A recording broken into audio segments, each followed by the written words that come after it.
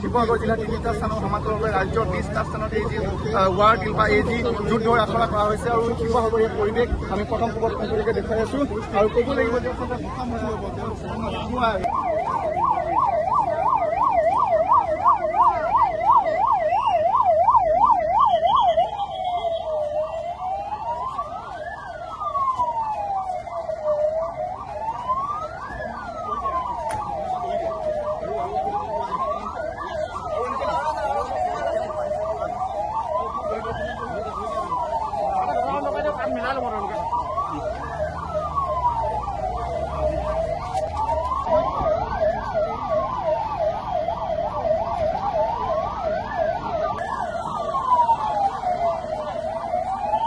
লগতে অসমৰ যিখন জিলাক চিহ্নিত কৰা হৈছিলে তাৰ ভিতৰত শিৱসাগৰ এখন অন্যতম।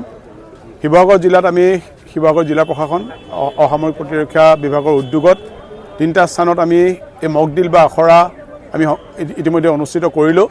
এই আখৰাৰ যোগেদি আমি এই বিষয়টো আমি এবাৰ চাব বিচাৰিছোঁ যে যদি প্ৰকৃত এনেকুৱা পৰিস্থিতিৰ সৃষ্টি হয় যি সময়ত বিমান আক্ৰমণ হ'ব পাৰে বা বোমা আক্ৰমণ হ'ব পাৰে সেইখিনি সময়ত কেনেকৈ ৰাইজে নিজকে সুৰক্ষিত কৰাৰ লগতে আমি আমাৰ ওচৰৰ লোকসকল সুৰক্ষিত কৰিব পাৰিম সেই বিষয়ে এই মক ডিলৰ জৰিয়তে আমি ৰাইজক সজাগ কৰিলোঁ।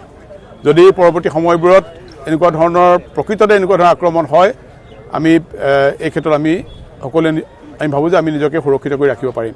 সেইকাৰণে যিটো আমাৰ কেন্দ্ৰীয় চৰকাৰৰ পৰা আদেশ আহিছিলে সেই মৰ্মে ইয়াত জিলা প্ৰশাসনৰ চিভিল ডিফেন্সে এটা মক ডিলৰ আয়োজন কৰিছিলে।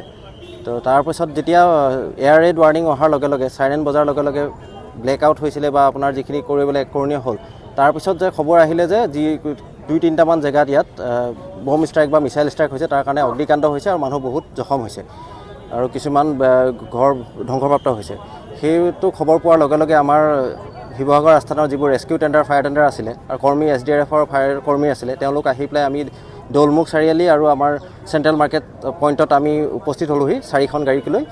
তাৰপিছত আমি ইয়াত আহি আমাৰ যিকেইটা অগ্নিকাণ্ড আছিলে অগ্নিকাণ্ড নিৰ্বাপন কৰিবলৈ সক্ষম হওঁ আৰু লগতে আমি ইয়াত যিকেইজন কেজুৱেলিটি আছিলে যিকেইজনে দুখ পাইছিলে জখম হৈছিলে তেওঁলোকক আমি চিভিল ডিফেন্স আৰু মেডিকেলৰ সহযোগত আমি ইয়াৰ পৰা চিকিৎসাৰ কাৰণে চিকিৎসালয়লৈ প্ৰেৰণ কৰিবলৈ সক্ষম হওঁ। ৰাইজৰ প্ৰতি কিবা আহ্বান জনাব? ৰাইজৰ প্ৰতি আমাৰ এটাই আহ্বান যে তেওঁলোক সজাগ থাকক সচেষ্ট থাকক আৰু তেওঁলোকে যিখিনি মানে গাইডলাইনছ গভৰ্ণমেণ্টৰ পৰা দিয়া গৈছে তাৰ লগতে যিখিনি ইমাৰ্জেঞ্চি প্ৰট'কল মানে থাকেই যেনেকৈ ধৰক CCTV কেমেৰা থাকে বা আপোনাৰ ইমাৰ্জেঞ্চি ফায়াৰ এলাৰ্ম থাকে বা ফায়াৰ এক্সটিংগুইচাৰ থাকে বা পানীৰ যিখিনি মাধ্যম থাকে সেইখিনি যাতে তেওঁলোকে হস্তম ৰাখক। কাৰণ শিৱসাগৰ টাউনত 100-150ৰ ওপৰত ডাঙৰ ডাঙৰ বহুমহলীয়া অট্টালিকা আছে। তো তাত আমাৰ ONGC ফায়াৰ ছাৰ্ভিচ আছে, আমাৰ ষ্টেট ফায়াৰ ছাৰ্ভিচো আছে। কিন্তু একে সময়তে যদি আপোনাৰ 15-20টা জুই একেলগতে লাগি যায় তেতিয়াহ'লে আমিতো একেলগতে 15-20টা জেগাতে ইমান সম্ভৱ নহয়। গতিকে তেওঁলোকে নিজৰ জেগাত যিবোৰ আপোনাৰ ফায়াৰ হাইড্ৰেণ্ট আছে, ফায়াৰ এক্সটিংগুইচাৰ আছে বা CCTV কেমেৰা আছে, ডিটেক্টৰ আছে সেইখিনি বস্তু তেওঁলোকে যাতে ভাল কৰি ৰাখে, কাৰ্যক্ষম কৰি ৰাখে সেইটোৱে আমি আহ্বান জনাইছোঁ ৰাইজক।